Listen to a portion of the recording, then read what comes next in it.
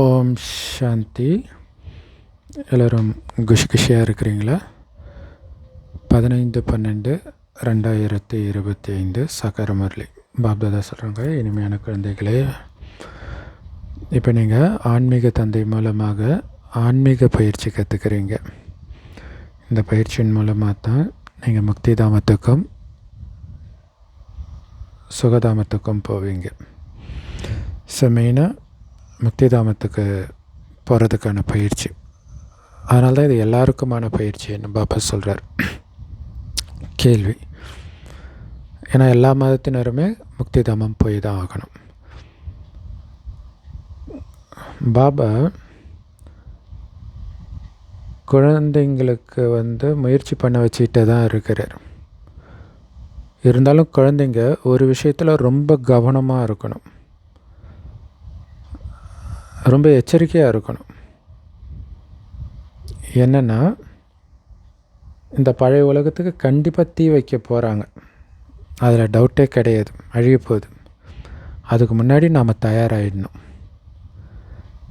எப்படி தயாராக இருக்கணும் அப்படின்னா, சதா தன்னை ஆத்மான்னு புரிஞ்சிட்டு பாபா நினைவிலேயே இருக்கணும். முழுக்க முழுக்க பாபா நினைவிலேருந்து, பாபா கிட்டேருந்து முழு ஆஸ்தி அடைஞ்சே தீருவன்றதில் ரொம்ப ரொம்ப ரொம்ப கவனமாக இருக்கணும், கண்டிப்புடன் இருக்கணும். பாஸ் ஆகாமல் இருந்துடக்கூடாது இதில். ஏன்னா பாபாவுடைய நினைவு தான் பாதுகாப்பு. நேற்று ஃபுல்லாக அதை பற்றி தான் சூப்பராக சொன்னார் இல்லையா? சண்டே முறையில் 1000 சேவை இருந்தாலும் அமைதி சக்தி இருந்தால் தான் அது பலனை கொடுக்கும் அப்படின்னு சொல்கிறார். ஸோ அந்த அமைதி சக்தியை உலகத்துக்கு பரவ செய்கிறது தான் நம்ம வேலை. அதுக்கு நமக்குள்ள அமைதி சக்தி நிரம்பி இருக்கணும். அதுக்கு ஒரு பாபா நினைவிலே மூழ்கி இருக்கணும். அப்படி இல்லைன்னா ஃபெயில் ஆகிடுவோம். எச்சரிக்கையாக இருக்கணும். எப்படி லௌகீக ஸ்கூலில் கூட மாணவர்கள் ஃபெயில் ஆகிட்டாங்கன்னா எவ்வளோ பச்சாதாபப்படுறாங்க, ஐயோ ஒரு வருஷமே வீணாயிடுச்சேன்ட்டு. ஆனால் நமக்கு ஒரு வருஷத்துக்கு அதை கிடையாது, கல்பமாக இதே தான் நிலமை. எவ்வளோ வலி இருக்கும் யோசிச்சு பாருங்கள். அதுதான் மிகப்பெரிய தண்டனை. ஸோ படிக்கலைன்னா என்ன ஆகிட போகுது அப்படின்னு சிலர் சொல்கிறாங்க. இங்கே இந்த ஞானத்தில் இதை தான் ஆகும். கல்பத்துக்கும் மூட்டை சுமக்க வேண்டியதாக போயிடும், வேலைக்காரனாக வேண்டியதாக போயிடும். அதனால் ரொம்ப உங்களுக்கு நீங்களே கண்டிப்போடு இருக்கணும். ஏன்னா ரொம்ப நேரம் ஆயிடுச்சு அப்படின்னு டீச்சர் சொல்லிடக்கூடாது, டூ லேட் அப்படின்னு சொல்லிடக்கூடாது. அதனால் கவனம் கொடுங்க. ஓம் சாந்தி. ஆன்மீக தந்தை ஆன்மீக குழந்தைங்களுக்கு ஆன்மீக ஸ்கூலில் புரிய வைக்கிறார் இல்லையா? இது ஆன்மீக ஸ்கூல்.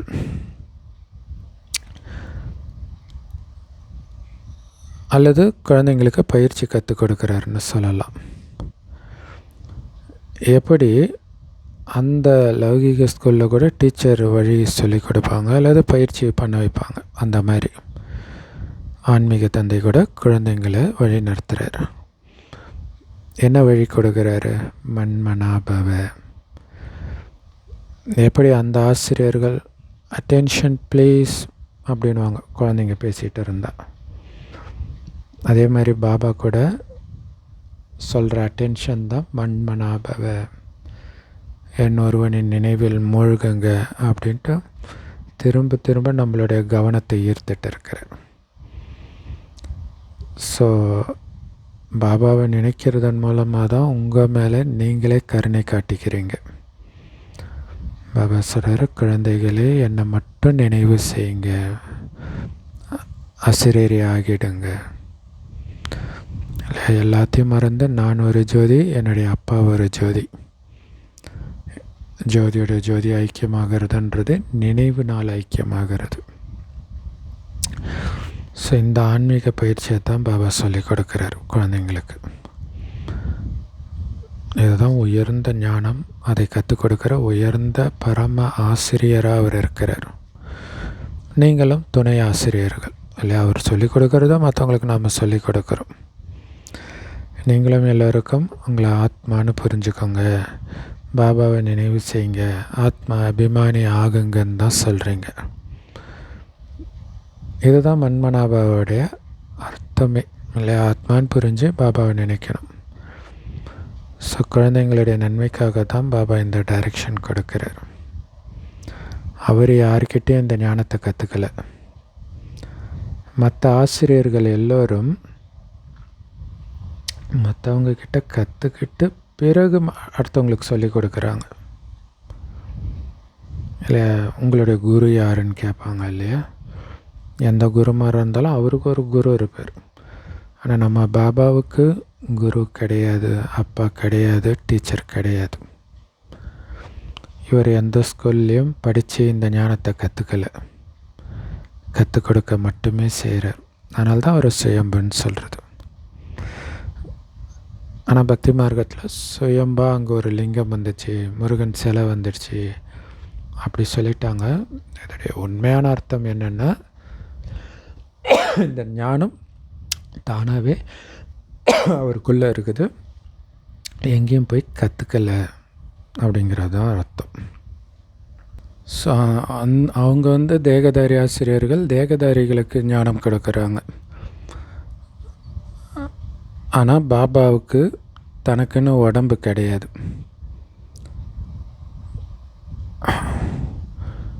அதேமாதிரி அவங்க உடல் பயிற்சி சொல்லி கொடுக்குறாங்கன்னா உடல் மூலமாக அது செய்யணும்.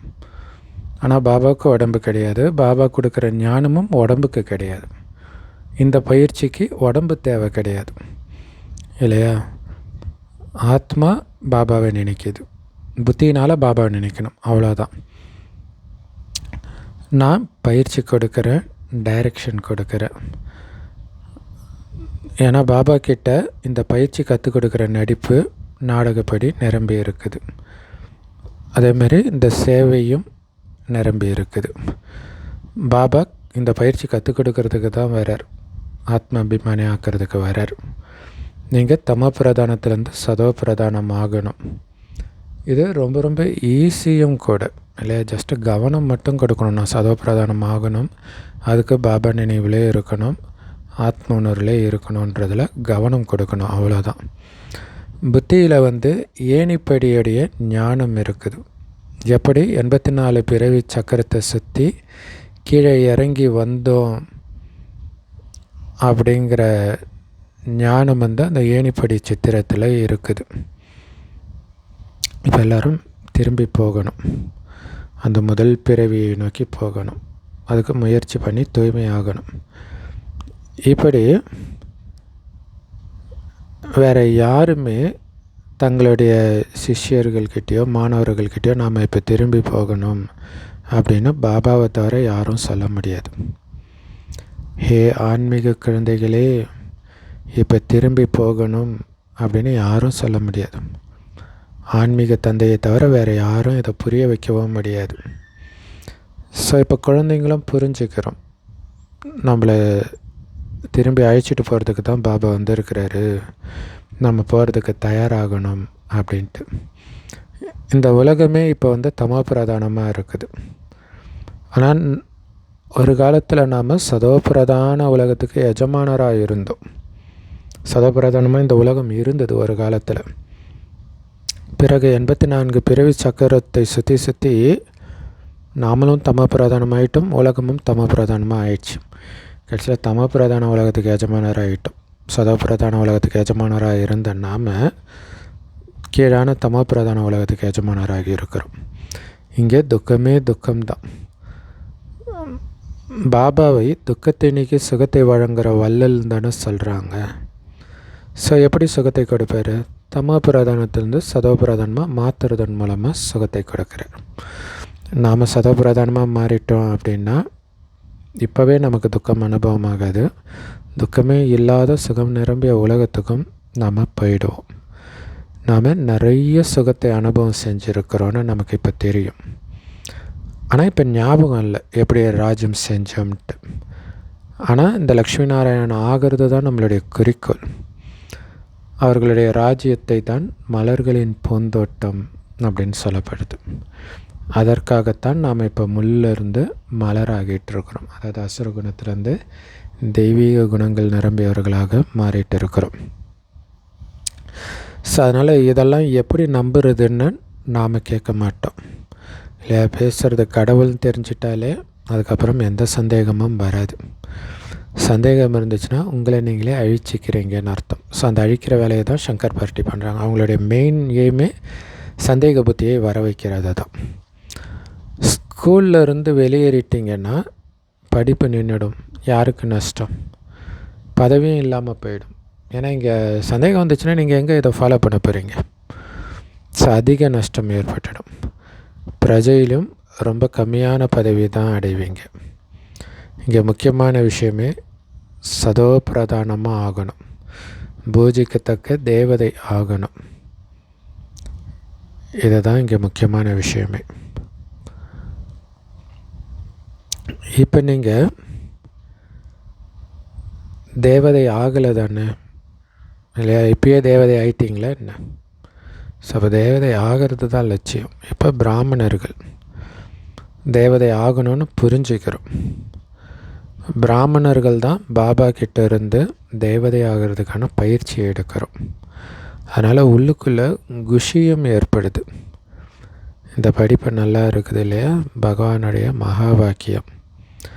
ஆனால் அவங்க கிருஷ்ணருடைய பேரை போட்டாங்க. பகவான்னு சொல்லும்போது கிருஷ்ண பகவான் சொல்லிட்டாங்க.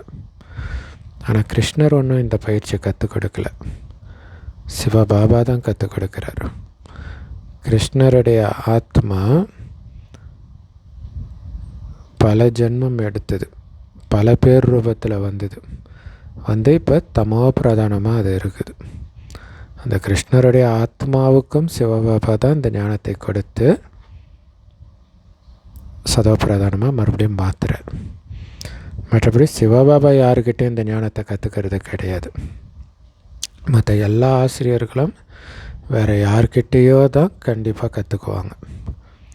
இவரோ கற்றுக் கொடுக்கக்கூடிய ஆன்மீக தந்தை, அவர் தான் உங்களுக்கு கற்றுக் கொடுக்குறார். அவர்கிட்ட கற்றுக்கிட்டு நாம் பிறகு மற்றவர்களுக்கு கற்றுக் கொடுக்குறோம். நீங்கள் 84 பிறவி எடுத்து தூய்மையற்றவராக ஆயிட்டீங்க. இப்போ மறுபடியும் தூய்மை ஆகணும். அதுக்கு ஆன்மீக தந்தையை மட்டும்தான் நினைக்கணும். அப்போ தான் தூய்மையாக முடியும். பக்தி மார்க்கத்தில் தூய்மையற்றவர்களை தூய்மையாக்குபவரே பதித்த பாவனனே தானே கூப்பிட்டீங்க. இப்போ அதுதானே அவருடைய தொழில். ஸோ அதற்கான வழியை சொல்கிறார், என்னை மட்டும் நினைவு பண்ணுங்க அப்படின்னு. இப்போ கூட நீங்கள் எங்கே வேணாலும் போய் பாருங்கள், இப்படிப்பட்ட ஞானம் எங்கேயாவது இருக்குதா? நீங்கள் ராஜ ரிஷிகள் இல்லையா, ராஜ்யத்தை அடையிறதுக்காக தூய்மை ஆகுறீங்க. இந்த மாதிரி லட்சியம் எங்கேயாவது இருக்குதா?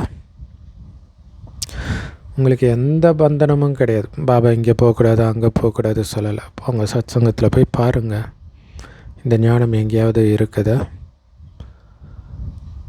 எல்லையற்ற தந்தை நமக்கு சேவை செய்கிறதுக்காகவே வந்திருக்கிறாரு அப்படின்ற நம்பிக்கை நமக்கு வந்திருக்குது. ஸோ குழந்தைங்க கிட்ட பாபா எந்த ஃபீஸும் வாங்கிறது கிடையாது. குழந்தைகிட்ட எப்படி அப்பா ஃபீஸ் வாங்குவார்? ஒருவேளை டீச்சருக்கு குழந்தை இருந்தால் அந்த குழந்தைக்கு இலவசமாக தானே கற்றுக் கொடுப்பார். அதே மாதிரி தான் பாபாவும் இலவசமாக தான் கற்றுக் கொடுக்குறாரு. அதனால் பாபாவுக்கு நான் எதையாவது கொடுக்குறேன்னு நினைக்காதீங்க. இது கட்டணம் கிடையாது. நீங்கள் எதையும் பாபாவுக்கு கொடுக்கலை. நீங்கள் எதை கொடுக்குறீங்களோ அதுக்கு பல கோடி மடங்கு ரிட்டர்ன் உங்களுக்கு கிடைக்கிது. ஸோ அதனால் பாபாவுக்கு கொடுக்குறேன்னு நினைக்கக்கூடாது, அடையிறேன் சேமிக்கிறேன் அப்படி தான் நினைக்கணும். மனிதர்கள் தானம் புண்ணியம் செய்கிறாங்க, ஆனால் கண்டிப்பாக அதற்கு ரிட்டர்ன் அவங்களுக்கு அடுத்த பிறவியில் கிடைக்கிது. அது அவங்களுக்கும் தெரியும். ஆனால் அது அல்ப காலத்துக்கு கொஞ்ச நேரத்துக்கு மட்டும்தான் சுகத்தை கொடுக்குது. ஒரு பணக்கார குடும்பத்தில் பிறப்பாங்க, ஆரோக்கியமாக பிறப்பாங்க. ஸோ ஒரு ஜென்மந்தான். ஆனால் அது கிடைத்தாலும் கூட அவங்க கீழே இறங்க தான் செய்வாங்க. அதுக்கு முந்தைய ஜென்மத்தை விட அடுத்த ஜென்மம் எல்லா வகையிலும் கீழே இறங்கி தான் இருப்பாங்க. ஸோ அப்போ அது இறங்கும் கலை தானே. ஆரோக்கியம், செல்வம், குணம் எல்லாமே குறையும். அப்போ ஏணியில் இறங்கி தானே வரீங்க. ஆனால் இப்போ நீங்கள் செய்கிற இந்த தானம், ஞான தானம் தான் உங்களை ஏறும் கலையில் ஒரேடியாக ஏற்றிடுது. 5000 வருஷத்துக்கு முன்னாடி இருந்தால் அந்த உச்சத்தில் ஏற்றிடுது. கர்மத்தின் பலன் கண்டிப்பாக கிடைக்கும் தானே. ஆத்மாவுக்கு கர்மத்தின் பலன் கிடைக்கிது. இந்த லக்ஷ்மி நாராயணனுக்கு முந்தைய ஜென்மத்தில் அவங்க செய்த உயர்ந்த கர்மத்தின் பலனாகத்தான் அந்த பதவி கிடைச்சிருக்குது. எல்லையற்ற தந்தைகிட்ட இருந்து எல்லையற்ற பலன் கிடைக்கிது. பக்தியில் மறைமுகமாக கிடைக்கிது. இதுவும் நாடகத்தில் பதிவாகி இருக்குது. ஏன்னா பக்தியில் நேரடியாக கடவுளுக்கு பண்ணலை, கடவுளுக்கு பண்ணுறதா நினச்சிட்டு இவங்க வழிப்படி பண்ணுறாங்க. அதனால தான் மறைமுகமான தானம் மறைமுகமாக கிடைக்கிது. ஸோ இது ஏற்கனவே உருவாக்கப்பட்ட நாடகம். நாம் அடுத்த கல்பத்திலையும் மறுபடியும் பாபா கிட்ட இதே எல்லையற்ற ஆஸ்தியை அடைவோம் அப்படின்னு நமக்கு இப்போ தெரியும். ஸோ பாபா நமக்காகவே இந்த ஈஸ்வரி விஸ்வ வித்யாலயத்தை, இந்த ஸ்கூலை திறக்கிறார். மற்றபடி வெளியில் படிக்கிறது உலகாயுத படிப்பை சொல்லிக் கொடுக்குற ஸ்கூல், அந்த அரசாங்கத்துடைய ஸ்கூல். ஸோ அது விதவிதமாக அரைக்கல்பமாக நீங்கள் படிச்சுட்டு தான் வந்திருக்கிறீங்க. ஆனால் இப்போ மட்டும்தான் பாபாவுடைய ஸ்கூலில் படிக்கிறீங்க. இதன் மூலமாக 21 ஜென்மத்திற்கு துக்கத்திலேருந்து முற்றிலும் விலகுறீங்க. அப்படிப்பட்ட படிப்பு சொல்லிக் கொடுக்குறார். சொர்க்கத்தில் ராஜ்யம் இருக்குது. கண்டிப்பாக ராஜ்யத்தில் வரிசைக்கிரமமாக இருக்குது. இல்லை எல்லோரும் ராஜாவாக இருக்க மாட்டாங்க இல்லையா. எப்படி இங்கே கூட ராஜா, ராணி, மந்திரி, பிரஜைகள் வரிசைக்கிரமமாக இருக்கிறாங்க, அதே மாதிரி. ஸோ இந்த பழைய உலகத்தில் நிறைய பேர் இருக்கிறாங்க. புது உலகத்தில் ரொம்ப ரொம்ப கம்மியானவர்கள் தான் இருப்பாங்க. அதனால் சுகம் அதிகமாக இருக்கும் இல்லையா. இயற்கை ஃபஸ்ட் கிளாஸாக இருக்கும், உணவு அபரிமிதமாக இருக்கும். ஆனால் அதை அனுபவிக்கிற மக்களும் ரொம்ப கம்மியாக தான் இருப்பாங்க. ஸோ அப்போ அதிக சுகம் இருக்கும். ஸோ அந்த மாதிரி உலகத்துக்கு இப்போ நீங்கள் எஜமானர்களாக ஆகுறீங்க. ஸோ இதே பாரதத்தில் நிறைய ராஜாக்கள் ஆண்டுட்டு போயிருக்கிறாங்க, மகாராஜாக்கள் ஆண்டுட்டு போயிருக்கிறாங்க. ஸோ அவங்க ஆனந்தமாக இருந்தாங்க, அவர்களுடைய மகிமையை பாடுறாங்க. ஆனாலும் அவங்க எல்லோருமே கீழே இறங்கித்தான் வர வேண்டும். இல்லை மறுஜன்மம் எடுக்க எடுக்க இறங்கும் கலையில் தான் ஆகணும். எல்லோருமே இறங்குறாங்க. முதல் நம்பரில் இருந்தால் நாராயணனே இறங்குறாரு. அப்போ மற்றவங்களும் இறங்க தானே செய்வாங்க. தேவதைகளுடைய கலை கூட மெதுவாக குறைஞ்சிக்கிட்டே வருது, இறங்கிட்டே வருது. ஆனால் சொர்க்கத்தில் ராவண ராஜ்யம் இருக்காது, அதனால் துக்கம் இருக்காது. ஆனால் சுகத்தின் அளவு கொஞ்சம் கொஞ்சமாக குறையும். ஸோ ராவண ராஜ்யம் இல்லைனாலே சுகம்தான் இருக்கும், துக்கமே இருக்காது. ஆனால் இங்கே ராவண ராஜ்யமாக இருக்குது. சுகத்தை அடையணும், கல்யாணம் ஆனால் சந்தோஷம் கிடைக்கும், குழந்த பிறந்தா சந்தோஷம் கிடைக்கும், பணம் வந்தால் சந்தோஷம் கிடைக்கும்னு நினச்சி அதுக்கே கஷ்டப்பட்டு உழைச்சி அது கிடைச்ச பிறகும் சந்தோஷம் கிடைக்கலன்னும் போது ஏமாந்துடுறோம். ஏன்னா இது ராவண ராஜ்யம், என்ன போனாலும் சந்தோஷம் இருக்காது. ஸோ நீங்கள் எப்படி ஏறுறீங்களோ அதே மாதிரி இறங்கவும் செய்கிறீங்க. சங்கமிகத்தில் ஏறுறோம், அதுக்கப்புறம் ஃபுல்லாக இறங்கும் கலை தான். ஆத்மாக்கள் கூட பேரு ரூபத்தை மாற்றி கீழே இறங்கி தான் வருது. நாடகப்படி முந்தைய கல்பம் மாதிரியே இப்போவும் நீங்கள் கீழே இறங்கி தமோ பிரதானம் ஆயிட்டீங்க. காமச்சிதையில் ஏறினதுனால தான் துக்கம் ஸ்டார்ட் ஆகுது துவாபரகத்தில் இருந்து இல்லையா. சாப் அந்த துக்கத்துலேருந்து விடுபடுறதுக்கு தான் துக்கத்திற்கு காரணமான காமத்திலிருந்து முற்றிலும் விலகிறோம். ஸோ இப்போ ரொம்ப துக்கமாக இருக்குது உலகத்தில். ஆனால் சத்தியுகத்திலேயோ ரொம்ப ரொம்ப சுகமாக இருக்கும். அந்த ராஜ்யத்தை அடையிறதுக்காக தூய்மையாக இருக்கிற ராஜ ரிஷிகள் நீங்கள். மற்றபடி சன்னியாசிகளுடையது ஹடயோகம். அவங்க யாருக்கும் படைப்பவரை பற்றியோ படைப்புடைய முதல் இடை கடை பற்றியோ தெரியாது. வேணால் கேட்டு பாருங்கள், தெரியாதுன்னு தான் சொல்லுவாங்க. ஒருத்தங்க கேட்குறாங்கனாலே அவங்களுக்கு தெரியும்னு தானே அர்த்தம். ஸோ அதனால தான் நீங்கள் கேட்குறீங்க. ஸோ ஒருத்தருக்கு தெரியலன்னா அவங்க மற்றவங்கக்கிட்டேயும் கேட்க மாட்டாங்க.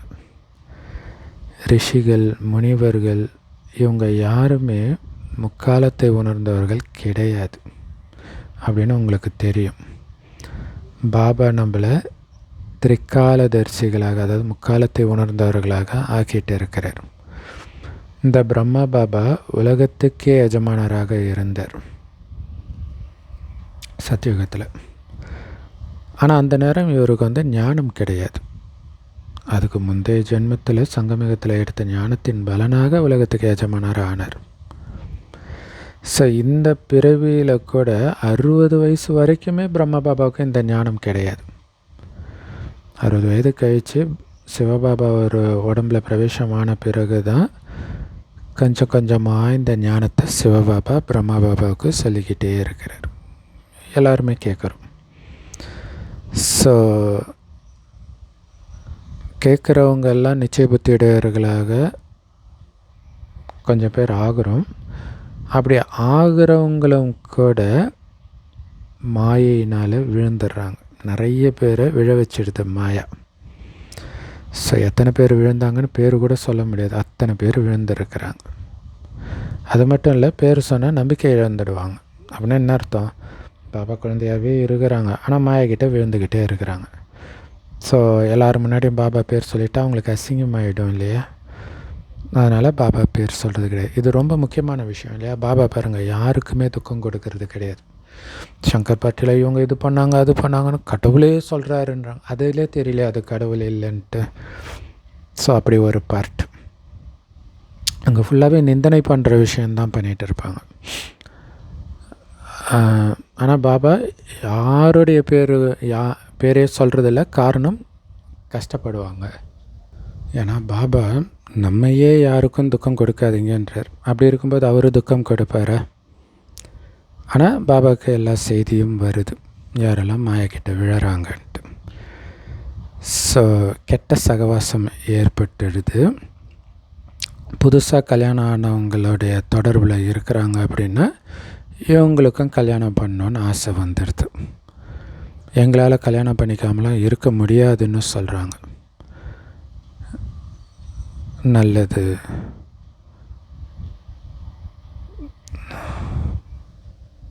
ஸோ பாபா பேர் சொல்லாமல் எச்சரிக்கை கொடுக்குறார், சிக்னல் கொடுக்குறார். ஒரு நல்ல மகாரதி, தினமும் கிளாஸுக்கு வரக்கூடியவர், இங்கே கூட நிறைய முறை மதுபனில் வந்துட்டு போயிருக்கிறாரு. அவரை மாயைன்ற முதலை பிடிச்சிட்டு இருக்குது. இப்படி நிறைய விஷயங்கள் நடந்துகிட்ருக்குது நிறைய பேருக்கு. ஸோ அந்த குறிப்பிட்ட நபரை பாபா சொல்லும்போது அவர் இன்னும் கல்யாணம் பண்ணிக்கல, ஆனாலும் மாயை தன் வாயில் போட்டு விழுங்கிட்டு இருக்குது. பெண்ணென்ற மாயை இழுத்துக்கிட்டு இருக்குது அப்படின்னா ஏதோ ஒரு அந்த கவர்ச்சி இழுத்துட்டு இருக்குது அவரை. ஸோ முதலையுடைய வாயில் விழுந்திருக்கிறாரு. பிறகு மெதுவாக விழுங்கிடும். ஏதாவது தவறு செஞ்சிடுறாங்க அல்லது பார்த்தவுடன் விழுந்துடுறாங்க. நாம் மேலிருந்து ஒரேடியாக கீழே சாக்கடையில் விழுந்துடுவோம் அப்படின்னு புரிஞ்சிக்கிறாங்க, இருந்தாலும் விழறாங்க. ரொம்ப ரொம்ப நல்ல குழந்தையாக இருந்தாருன்னு சொல்லுவாங்க. பாவம் இப்போ போயிட்டார் அப்படின்னு நிறைய சென்டரில் சொல்லுவாங்க. ஸோ நிச்சயதார்த்தம் நடந்துச்சுன்னா இவர் செத்துட்டாருன்னு அர்த்தம் இல்லையா? நிச்சயதார்த்தம் நடக்குதுன்னா என்ன அர்த்தம்? இன்னொருத்தரை திருமணம் பண்ணணும்னு முடிவு பண்ணிட்டாலே செத்துட்டாங்கன்றார். ஆனால் பாபா குழந்தைங்களுக்கு எப்போவுமே வாழ்கன்னு தான் எழுதுவார், நீ செத்துட்டேன்னு எழுத மாட்டார் இல்லையா? ஆனால் மாயையுடைய சண்டை எங்கேயும் தீவிரமாக நடந்துடக்கூடாது அப்படின்னு பாபா அப்படி எழுதுவார். சாஸ்திரங்களில் கூட இதை பற்றி கொஞ்சம் விஷயங்கள் இருக்குது. ஏன்னா இப்போ நடக்கிற விஷயம் பிற்காலத்தில் பாடப்படும் இல்லையா. கோயிலெல்லாம் ஆபாச சிலைகள் இருக்கிறது எல்லாமே நம்ம பாபா குழந்தைங்க விகாரத்தில் விழுறது தான். ஸோ அதனால் மாயைன்ற முதலை விழுங்கிடக்கூடாது அப்படின்னு நீங்கள் முயற்சி செய்ய வைக்கிறீங்க.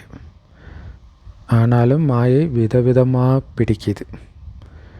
முக்கியமானதே காமம்தான் மிகப்பெரிய எதிரி. அதில் தான் விழுறாங்க எல்லோரும். ஸோ அதுக்கிட்ட ரொம்ப ரொம்ப பாதுகாப்பாக இருக்கணும், விலகி இருக்கணும்.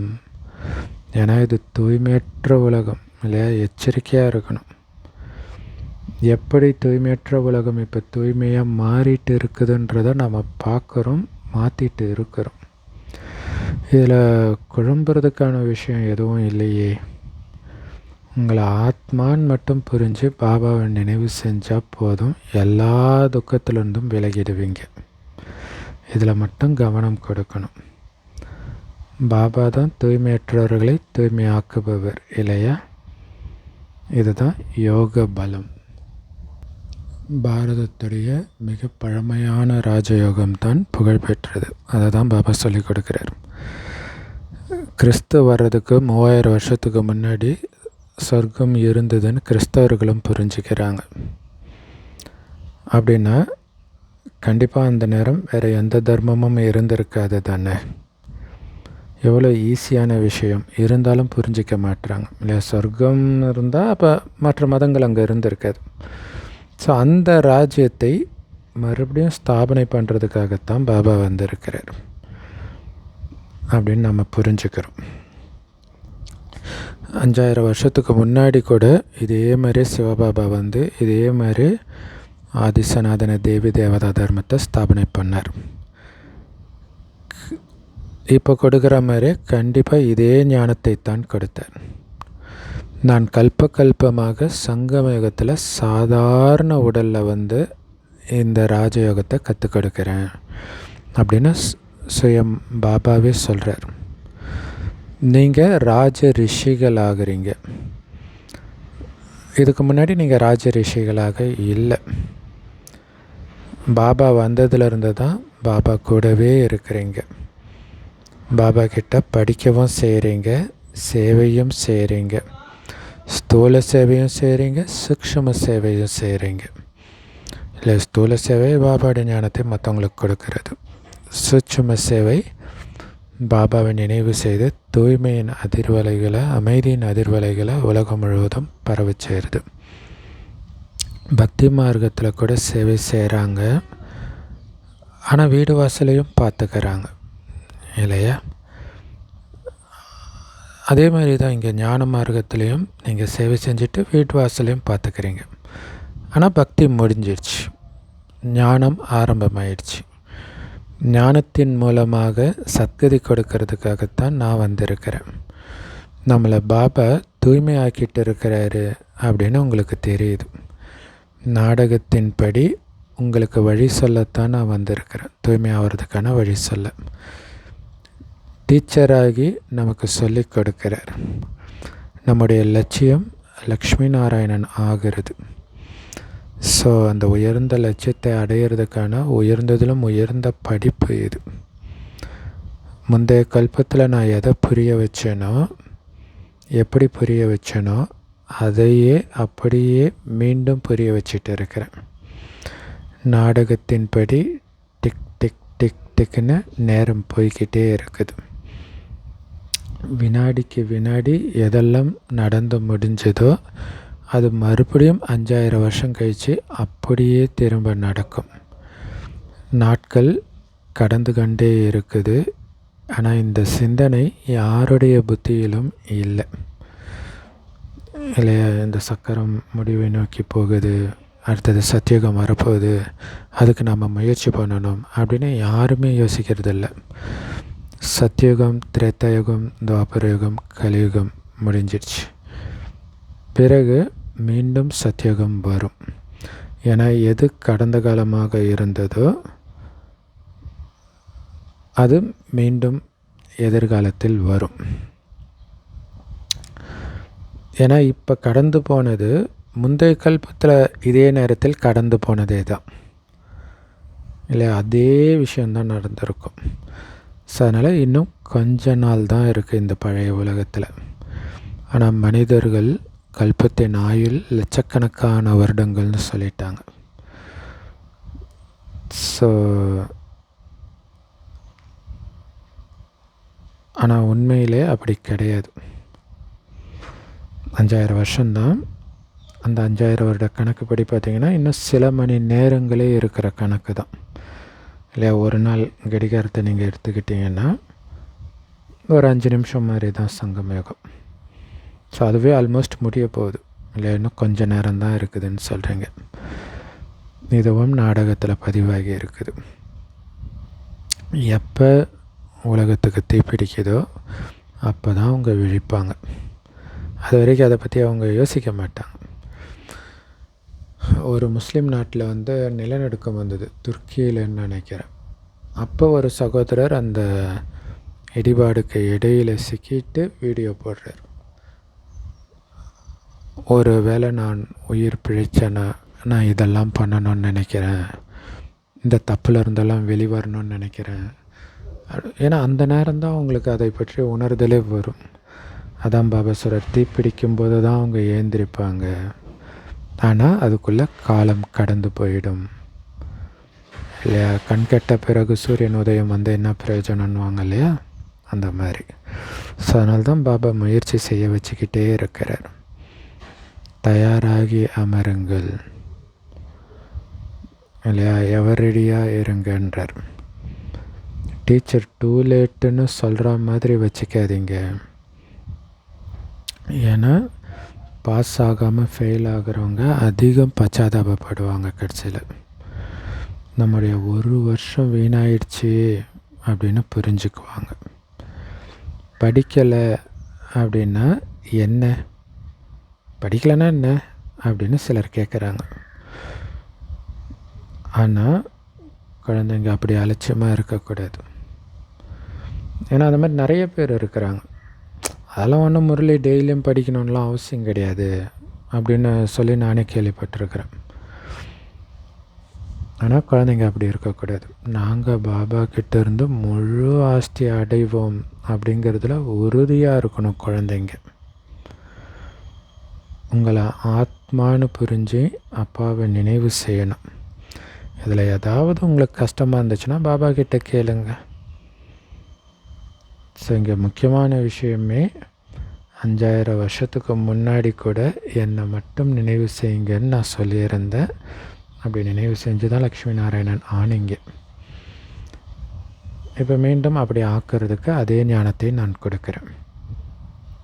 நான் தான் தூய்மையற்றவர்களை தூய்மையாக்குபவன், அனைவருக்கும் தந்தையாகவும் இருக்கிறேன் அப்படின்னு பாபா சொல்கிறார். கிருஷ்ணர் ஒன்றும் எல்லோருக்கும் தந்தை கிடையாது. நீங்கள் சிவனுடைய பூஜாரிகளுக்கு கிருஷ்ணருடைய பூஜாரிகளுக்கெல்லாம் இந்த ஞானத்தை சொல்லுங்கள். ஆத்மா முந்தைய கல்பத்தில் பூஜிக்கத்தக்கதாக ஆகி இருந்திருக்கல அப்படின்னா இப்போ நீங்கள் எவ்வளோதான் மண்டையை உடச்சிக்கிட்டாலும் அவங்க புரிஞ்சிக்க மாட்டாங்க இல்லையா. ஏற்கனவே ஆனவங்க தான் இப்போவும் ஆவாங்க. ஸோ இப்போ எல்லோரும் நாஸ்திகர்களாக இருக்கிறாங்க. ஒருவேளை இன்னும் போக போக ஆஸ்திகர்களாக மாறினாலும் மாறலாம்.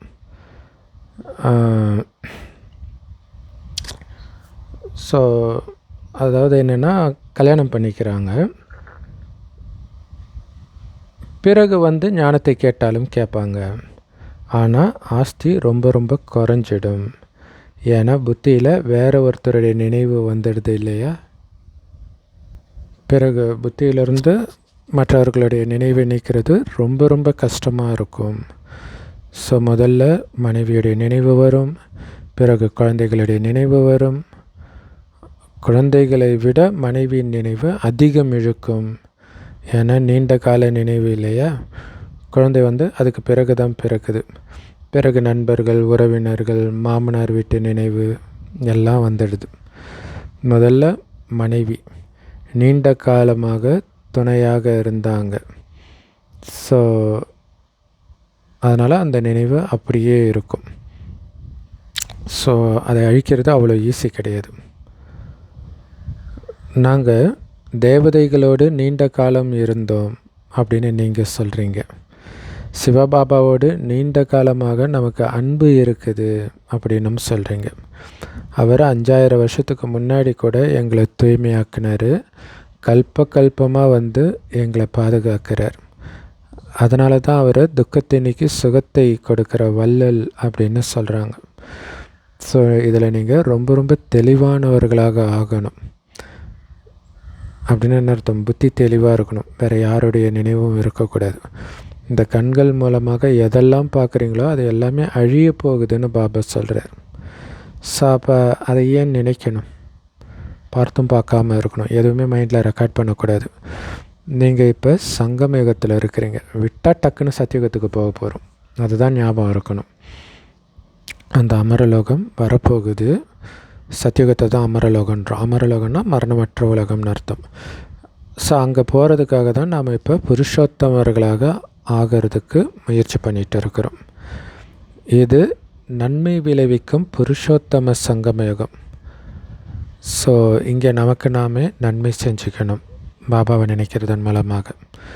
ஆனால் உலகத்தில் என்னென்னலாம் நடந்துகிட்டு இருக்குதுன்னு பார்க்குறோம். இப்போ பாபா வந்திருக்கிறாரு அப்படின்னாலே கண்டிப்பாக பழைய உலகம் அழிய போகுதுன்னு அர்த்தம். கண்டிப்பாக யாரோ வந்திருக்கிறாரு, அவர் இந்த உலகத்தையே மாற்றிட்டு இருக்கிறாரு அப்படின்னு நிறைய பேருடைய சிந்தனையில் இன்னும் போக போக தோணும். ஏன்னா இப்போ நிறைய பேர் வந்து உலகம் சீக்கிரமாக அழிய போகுதுன்னு சொல்ல ஆரம்பிச்சிட்டாங்க. இது அதே மகாபாரத சண்டை. நீங்கள் கூட எவ்வளோ புத்திசாலிகளாக ஆகியிருக்கிறீங்க. இது ரொம்ப சிந்திக்கிறதுக்கான விஷயம். உங்களுடைய சுவாசத்தை கூட வீணாக்கக்கூடாது அப்படின்னு அர்த்தம். பாபா நினைவு இல்லாமல் விடக்கூடாது. சுவாசம் இந்த ஞானத்தின் மூலமாக பயனுடையதாக ஆகுது அப்படின்னு நீங்கள் தெரிஞ்சிருக்கிறீங்க. ஸோ அதனால் ஒரு வினாடி கூட வீணாக்கக்கூடாது. நல்லது. அற்புதமான முரளி கொடுத்த இனிமையிலும் இனிமையான தந்தை பாப்தாதாவுக்கு அன்பு நினைவுகள் மற்றும் காலை வணக்கம். பாபா சொல்கிறாங்க, மாயையிலேருந்து உங்களை பாதுகாத்துக்கணும் அப்படின்னா கெட்ட சகவாசத்துலேருந்து ரொம்ப எச்சரிக்கையாக விலகி உங்களை பாதுகாப்பாக வச்சுக்கணும். உங்களுடைய புத்தியின் தொடர்பு ஒரு பாபாவோட மட்டும் இணைஞ்சு இருக்கணும், தெளிவாக இருக்கணும். சுவாசத்தை கூட வீணாக இழந்துடக்கூடாது. ஞானத்தின் மூலம் பயனுள்ளதாக ஆக்கிக்கணும். ஸோ எவ்வளோ நேரம் கிடைக்குதோ அதை யோக பலத்தை சேமிக்கிறதுக்காக பயன்படுத்தணும். இந்த ஆன்மீக பயிற்சி பண்ணணும். இப்போ எந்த ஒரு புது உறவையும் உருவாக்கிக்கக்கூடாது, புது பந்தனத்தையும் உருவாக்கிக்கக்கூடாது. வரதனம் பாபாவுடைய நிழல்கொடையின் அனுபவம் மூலமாக விக்ன விநாசக் எனும் பட்டம் பெற்று அனுபவி மூர்த்தி ஆகுங்கள். அதுக்கு விளக்கம், எங்கே பாபாவுடைய துணை இருக்குதோ அங்கே யாரும் உங்களை ஒன்றுமே பண்ண முடியாது. பாபாவோடைய துணையோடு இருக்கிறவங்கள யாரும் எதுவுமே பண்ண முடியாது. ஏன்னா இந்த துணை இருக்கிற அனுபவம் இருக்குது பார்த்திங்களா, இது உங்களை பாதுகாக்கிற குடைநிழலாகிடும். ஸோ பாப்தாதா எப்போவுமே குழந்தைங்களுக்கு பாதுகாப்பு கொடுக்குறாங்க. சோதனை வர்றது உங்களை அனுபவியாக மாற்றுறதுக்காகத்தான். இல்லை, இந்த சோதனையிலும் உங்களுடைய மனநிலை கொஞ்சம் கூட மாறலைன்ற அனுபவம் உங்களுக்கு வரணும் இல்லையா, அதுக்கு தான் சோதனை வருது. ஸோ அதனால் இந்த சோதனை என்னை முன்னேற்றுறதுக்காக தான் வருதுன்னு எப்போவுமே உணருங்க. இதன் மூலமாக தான் எப்போவுமே உங்களுக்கு விக்ன விநாசக், அதாவது தடைகளை வென்றவர்ன்ற பட்டம் கிடைக்கிது இல்லையா. பாபாவுடைய துணையிலே இருக்கும்போது தடை வர்றதும் தெரியாது, போகிறதும் தெரியாது. அது மட்டும் இல்லை, அனுபவி மூர்த்தி ஆகிறதுக்கான வரதானமும் கிடைக்கிது. ஸோ யாராவது இப்போ சின்ன சின்ன தடை ஏற்படுத்தினா கூட போக போக அவங்களும் குளிர்ந்து தடை போடுறதை நிறுத்திடுவாங்க. ஸ்லோகன். ஸோ யார் சரியான நேரத்தில் பாபாவுடைய சேவைக்கு உதவியாளராக இருக்கிறாங்களோ அவங்களுக்கு ஒன்றுக்கு பல மடங்கு, பல கோடி மடங்கு பலன் கிடைக்கும். ஸோ அந்த சரியான நேரம் இப்போ தான். அவ்யக்த இஷாரா கர்மதித்த நிலைக்கான பயிற்சி. எப்படி பார்க்குறது, பேசுகிறது, கேட்குறதெல்லாம் இதெல்லாம் விசேஷமான விஷயம் தானே இல்லையா? ஆனால் இதெல்லாம் உங்களுக்கு ரொம்ப ஈஸியாக பயிற்சி ஆயிடுச்சு. அதே மாதிரி கர்மங்களை உள்ளடக்கி கர்மாதித்த நிலை சக்தியின் மூலமாக கர்மங்களின் பலனிலிருந்து விடுபடுவதும் உங்களுக்கு ஈஸியாக ஆகணும். இல்லை, கர்மங்களின் பலனிலிருந்து விடுபட்ட நிலை, அது விலகி இருந்து காரியம் செய்யணும். அது உங்களுக்கு இயல்பான விஷயமாக ஆகணும். அந்தளவுக்கு பயிற்சி பண்ணுங்கள். ஒன்று செயலுக்கு அடிமையாகி காரியம் செய்கிறது, இன்னொன்று செயலுக்கு அதிகாரியாகி காரியம் செய்கிறது. இல்லை, நம்ம அடிமையாகி காரியம் செய்யக்கூடாது, அதிகாரியாகி காரியம் செய்யணும். அந்த செயல் நினைத்தது போல் நடக்கலைன்னு பதறினீங்கன்னா செயலுக்கு நீங்கள் அடிமை ஆகிட்டீங்கன்னு அர்த்தம். இல்லையா? நான் செய்கிறேன், அதோடைய பலனை பற்றி எனக்கு கவலை இல்லை, ஏன்னா நான் தான் அதுக்கு அதிகாரி, அது எனக்கு அதிகாரி கிடையாது அப்படின்னு இருக்கணும். ஸோ கர்மேந்திரியங்களை தன் கட்டுப்பாட்டில் வச்சிருக்க முடியுதா? சுயராஜ்ய அதிகாரியுடைய ராஜ்யத்தில் மந்திரிகள், பிரஜைகள், அதாவது கர்மேந்திரியங்கள் எல்லாம் கரெக்டாக செயல்படுறாங்களா, உங்கள் கட்டுப்பாட்டில் இருக்கிறாங்களா அப்படின்னு செக் பண்ணிக்கிட்டே இருங்க அப்படின்னு பாபா சொல்கிறார். ஓம் சாந்தி. Love you Bap Dada. Thank you Bap Dada. குஷியாக இருங்க, குளிர்ச்சியாக இருங்க.